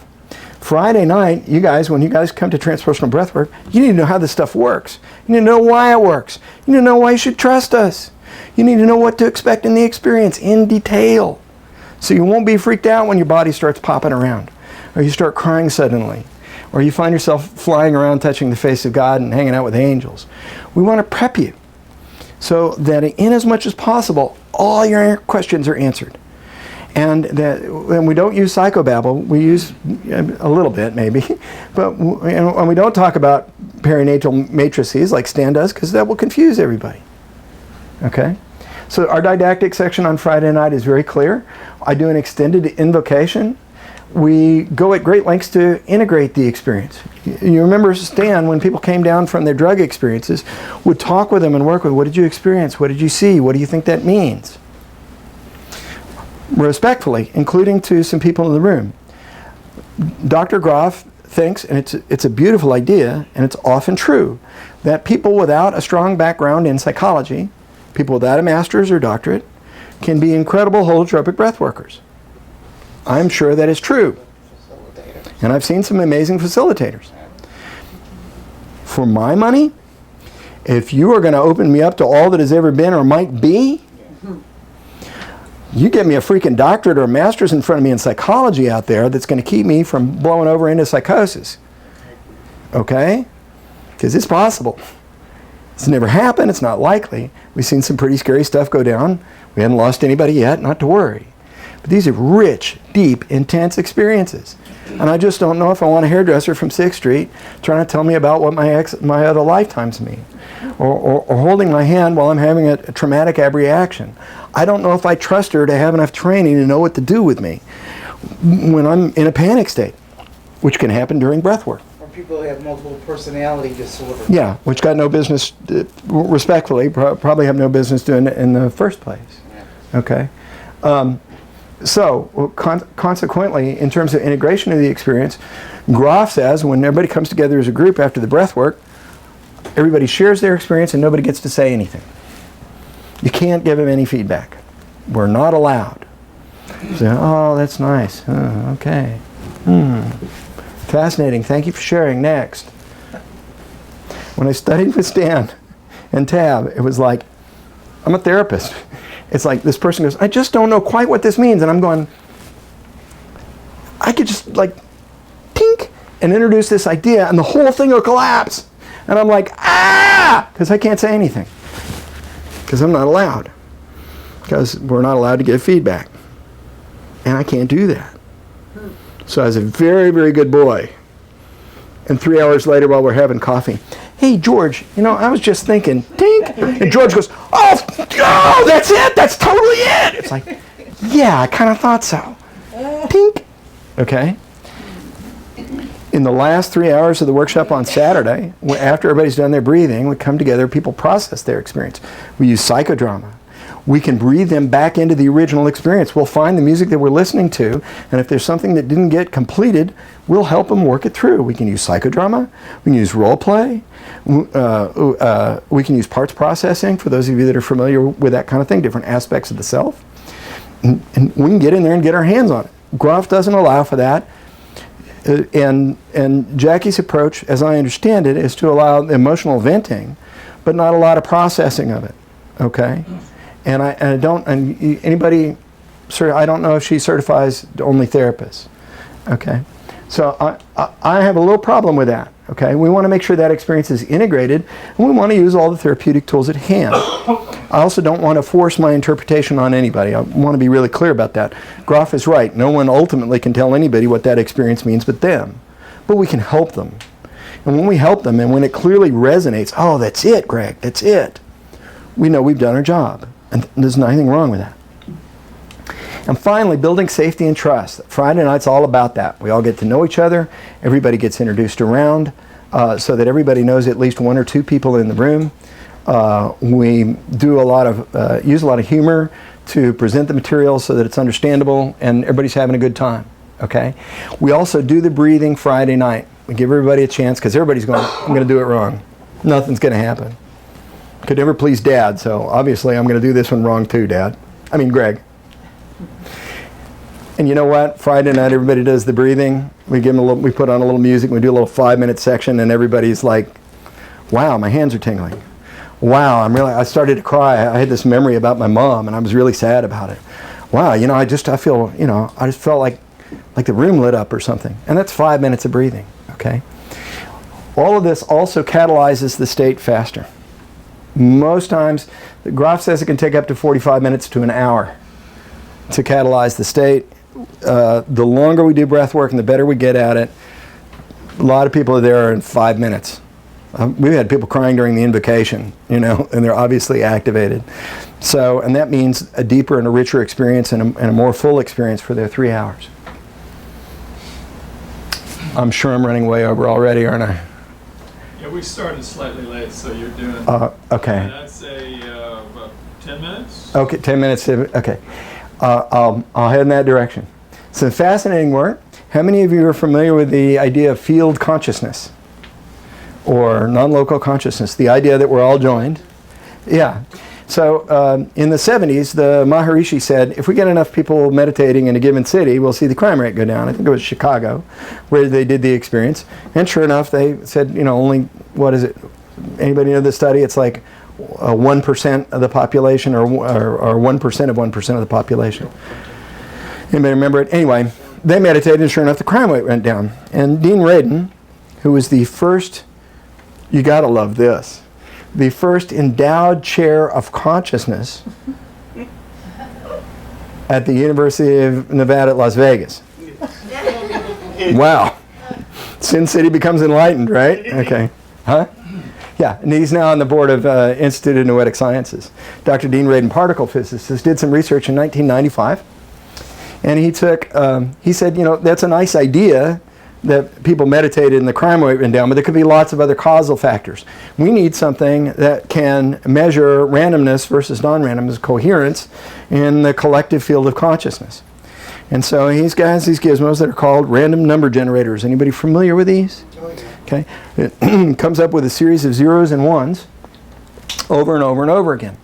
And sometimes they trend randomly, which means you see patterns and then you don't see patterns, and then you see patterns and you don't see patterns. And you get something that kind of goes like this. If there's a lot of coherence in the patterns, if they're repeating themselves and a lot of coherence, you will see the graph trend upwards like this. Dean, there was a 9-hour holotropic breathwork experience. He put an RNG, a random number generator, in the same room with it and watched the numbers move. Anybody got to guess what happened? 9-hour breathwork experience with 12 people, single RNG sampling, 400 numbers every 6 seconds.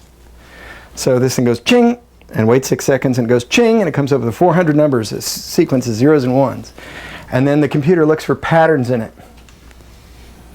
10 minutes in, they start to look at the samples, the RNG samples, and they're 10 to 1 against chance already. 10 minutes into the breath work. and then continues to climb upward.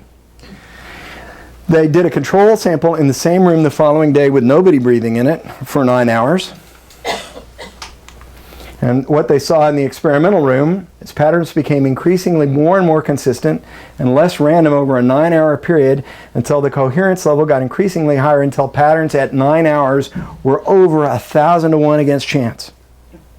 In other words, if you put that RNG in a room again, you'd have to look at it at least 999 times statistically before you'd see a pattern that was that coherent. This is in Dean's book. We got a used copy of it. Not that I'm trying to sell it, but I'm trying to sell it. No, great book. You won't be able to put it down. If you want to know the hardcore evidence about the smoking gun for psychic ability in ESP and non-local consciousness, this is it. And Radin's book, Entangled Minds. And he writes as a particle physicist, not as a massage therapist from Ojai, California, that has a feeling about it. Okay? Like this is these are research and academic discussion of it. Wow. And of course, in the control sample the following day returned to baseline fluctuations. Isn't that amazing? So we saw it go up to 1,000 to 1. And sure enough, anybody that's had breath work, who's from Ojai, California, that is a massage therapist, or not, has probably felt the room become really dense and coherent. For those of you that are psychic, you can feel, I call the room caving in. The energy gets really dense and people get really connected emotionally.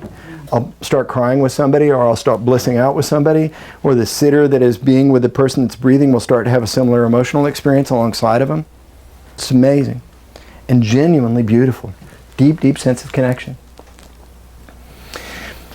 How about this? Psychiatric patients that were screened for psychosis and paranoia were offered daily sessions 5 days a week for an hour and a half. 11,000 of them in a community hospital setting from 1989 to 2001. 82% of them reported transpersonal experiences. Past life memories touching the face of God, folks. Oh, I'm sorry, 16 had past life experiences. And there were virtually no ill effects reported by the patients or the staff over a 11-year period, 12-year period. Isn't that amazing? I mean, you'd think you'd be playing with fire, right? But maybe not so much. The potential, I think, for healing people with, we don't allow people with psychosis or schizophrenia and participate in breath work. If you have a heart problem, or if you had recent surgery, bipolar disorder is kind of tricky. Jacqueline Small allows people to participate that have bipolar disorder. There's a possibility you trigger a manic phase. And you've got to be careful about that. I've had some people that have had it, and we make a deal and a lot of follow-up and follow-through. I don't think it necessarily, if the bipolar doesn't often spin out into a psychotic manic phase, if they don't have a big history of that, I'll often take that chance and work with someone and make an exception. And Jackie will too, but Grof does not. Retinal detachment, recent surgery or injury, you are not a good fit for breath work. Okay. Other than that, if you're in pretty good health, if you can walk around the block pretty well, in decent physical shape, get activated. We've never had anybody seriously hurt, bruised, exhausted, blissed out, really happy, but no one with any serious injuries. So what does all this have to do with anything? Why is all this stuff life-changing? These transcendent experiences always take us in a direction of a disidentification with ourselves as egoic beings and as physical bodies, and to potentially what is the deepest or truest nature of us. And I know we're supposed to be all sciencey here, but I'm going to use the word children of God, a part of the divine, living cell in the body of Christ, a part of that quantum oneness, if you want a more scientific explanation for this. And when we experience that consistently, our lives change. We start to live out of that truth. If I know I am love, waiting to receive love and express love, and that's all that I'm ultimately really here for, my life is going to change. My focus is not going to be so much about what's on TV, okay, or how much money I'm going to make, or is my career a success. It can still include all of that. But it's going to shift dramatically as my identification shifts from Gregg as an ego to Gregg as a holy child of God expressing himself through a skein or a stained glass. I love that. Made up of broken pieces. The light of God coming through a stained glass called Gregg, called Oliver, called Tricia, called Rick, called Mike, called whoever. Okay? And that's an identification away from the ego into who are a spirit. And Ram Dass so eloquently says, everything must change ultimately, except your soul. Your preparation for dying is done by identifying with your soul and not your ego. Do you want a more pleasant, more generous and kind and loving and peaceful death? Start shifting to your deepest and truest identity, and when that day comes, you just slip right over. It's a piece of cake. Okay? And in doing so, your life will become more peaceful and more happy, and your way ahead will become much more clear. So whether it's through breath work, past life regression, EMDR, a lot of the different techniques that I talk about in the quickening, we are shifting our identification to ourselves as loving beings or a child of God, and that is ultimately life-changing. As Houston Smith put it, the famous theologian, the human opportunity is to transform flashes of illumination into abiding light.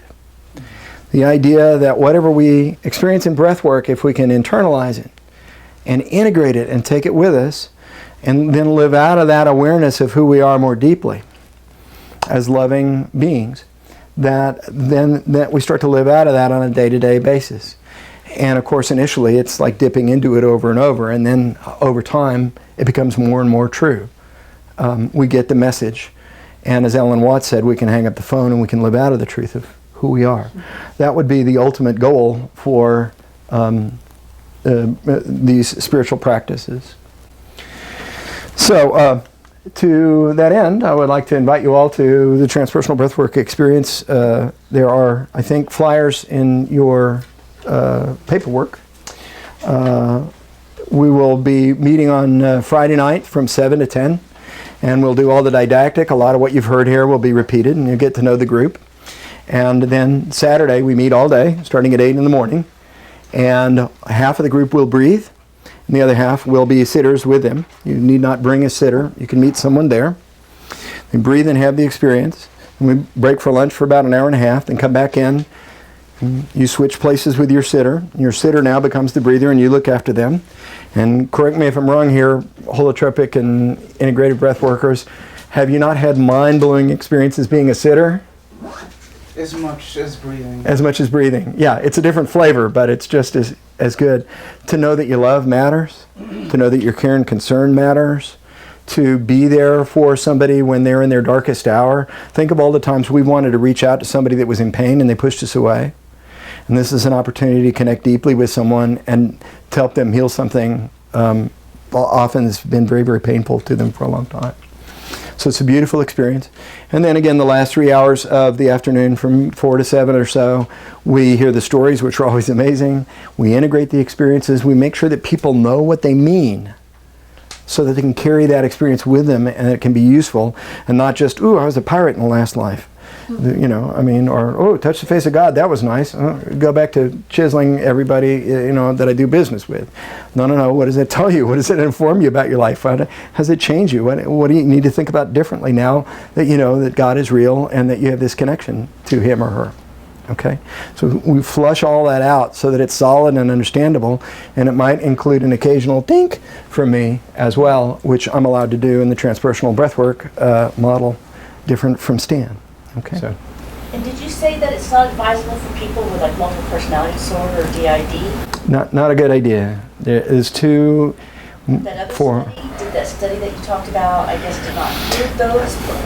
The study that I read did not. They said that they screened for paranoia and psychosis, but they did not specifically say that they disallowed DID. But if they were doing holotropic breath work, it's my understanding that Grof would not, you know. Again, if it's a client I know really well and I'm working with them individually anyway, and I'm going to be the person to catch them on the other side of it, if you will, I might make an exception. So I don't know about that. So What about screening for your workshops? How is that? We trust that people are going to be honest with us, and we go over that repeatedly, orally in the group. We explain the contraindications in the letter that people receive. We go over it, and it's also in the paperwork that it's contraindicated, and that if you have any of those contraindications, that you are not to participate. So, I mean, we can't be the police and do background searches on everybody, but we're very adamant about that, because first, we don't want to harm anybody, So, for certain individuals, getting, the spiritual ideal, be in the world but not of the world. And we all know people that are, I'm going to speak from a stereotype, the banker, accountant type, and they're way off into the world. They're incredibly left brain, and for them, breathwork can really set them loose. For someone that is already having trouble being grounded and living in the world, more cognitive behavioral therapy, that kind of thing, things that get them back into their bodies would probably be more the direction I would encourage them to go, like help them get grounded. They don't need to get out there in the ethers. They need to try to get to work on time. Some of those people, they don't have any trouble going out there. They have trouble keeping their feet here.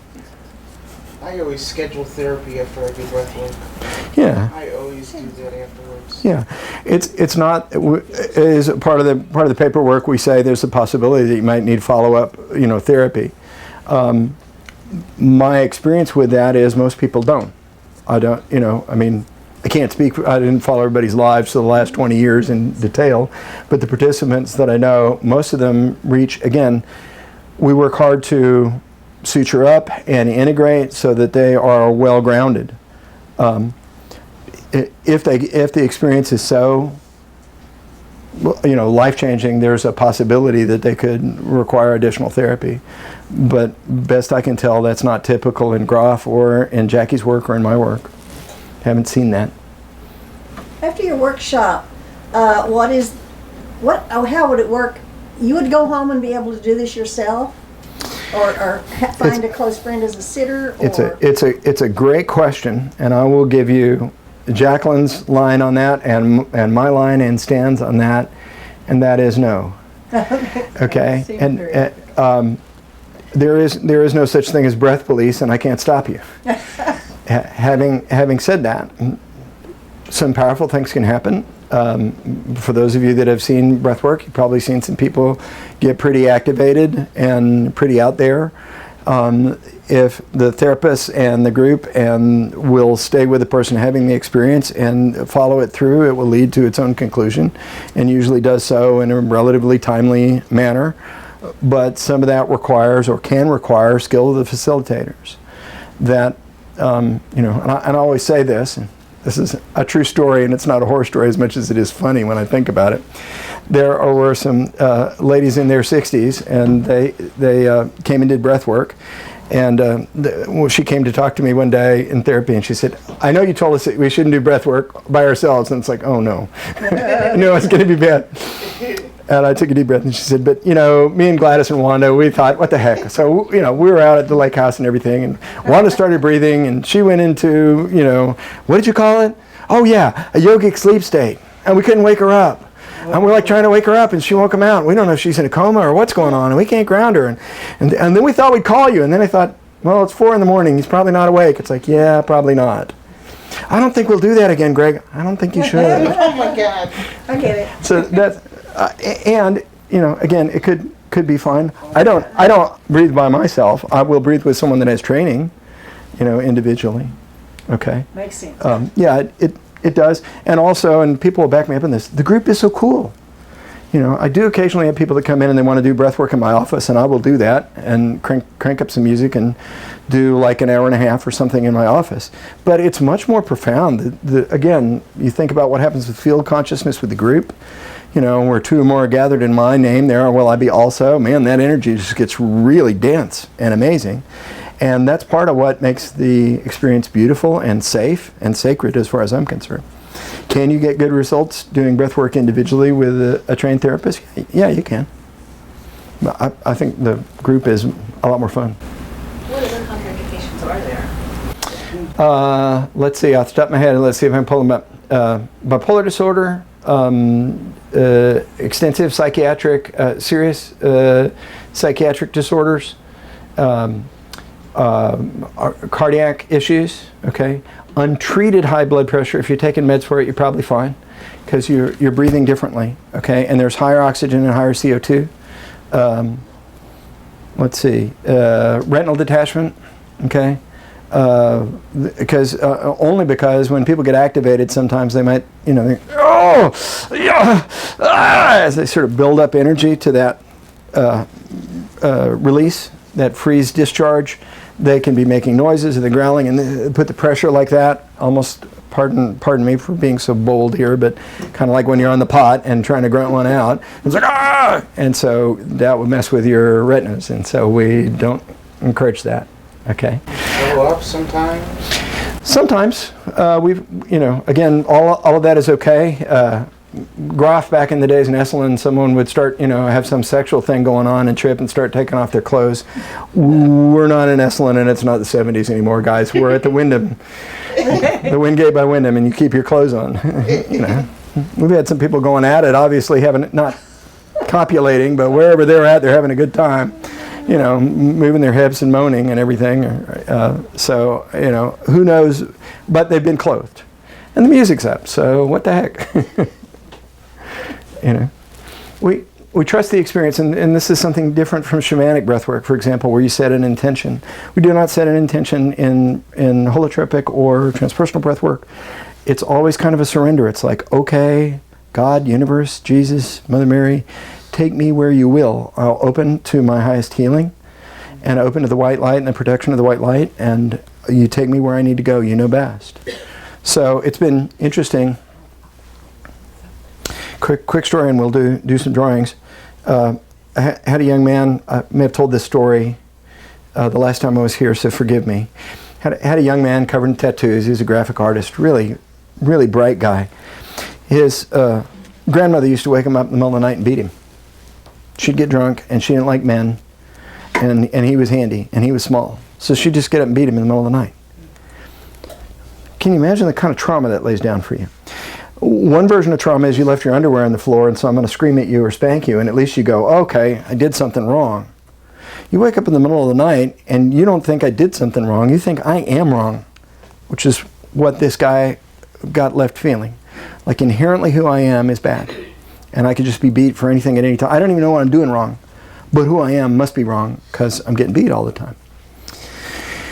And his mother was an alcoholic and went from man to man, and usually not such great guys, and spun a bunch of, so there's no real father figure for him. And he went into breathwork, and I wondered, gosh, I bet he'll go to the trauma of his grandmother beating him. Boy, was I wrong. And the story's in the quickening. He went up through layers and layers of heaven, a lot like the young lady that I talked about. And he was at a city park. They're having a picnic for him. Okay? And here was the teacher who kind of looked like Aunt Bee from Andy Griffith's show, his graphic arts teacher that loved his drawings and thought they were wonderful. And here was his Uncle Billy, who really was a bit of a role model. He wasn't terribly close to him, but he loved him, and they'd come over and he'd give him, come here, boy, and he'd give him a big hug. He's like one of those big Southern guys. And they would, his idea of the perfect Christmas moment was to sit and watch the Charlie Brown Christmas with his Uncle Billy. And his Uncle Billy's hand, he'd be sitting on the floor. His Uncle Billy would be in a big easy chair with his hand on the boy's shoulder. And they would just laugh, and Snoopy would come on, and he would laugh, and they would laugh. And they're all trading stories. And here's the twins from around the corner that they always got in trouble with. And they got this big picnic for him. They made him fried chicken and potato salad, okay, and all of his favorite foods. And they're eating, and they're all telling stories, and they're all laughing. And about that time, he realized that everybody that he was seeing had crossed. They were all dead. Wow. They're all having a picnic for him in heaven. And when he came back down, I said, what was it like for you? And he said, I have been so busy thinking about what my grandmother and my mother and all those crazy guys did to me. I'd completely forgotten that there were a lot of people that really loved me and believed in me and treated me like I was important. And he said, but I'll never forget it. And I said, I just feel like they care about how I feel. And I said, look around the room. And of course, there wasn't a dry eye in the house. We're all teared up. And he looks around and he says, I think you guys care too. And it was just like this group hug that spontaneously, just happened. And they all dove for him and hugged him, and he cried. And they all hugged him. And so his corrective emotional experience was not to work through the trauma directly, but to go in a different direction and see and really get in touch with those memories of all the people that cherished and loved him. And if he'd set an intention, that would not have happened, or it might not have.